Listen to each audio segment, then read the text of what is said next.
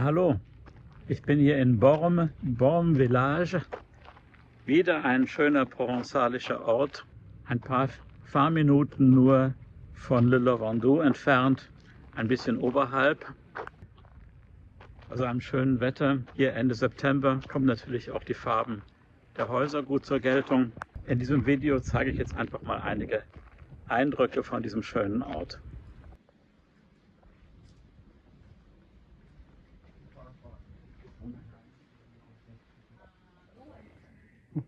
Von außen sieht man das gar nicht so, aber hier drin gibt es sehr viele verwinkelte Gassen. Es gibt da immer Schilder, die sagen hier Circuit Touristique. Es ist einfach schön hier zu flanieren und die kleinen Winkel und Gassen zu entdecken.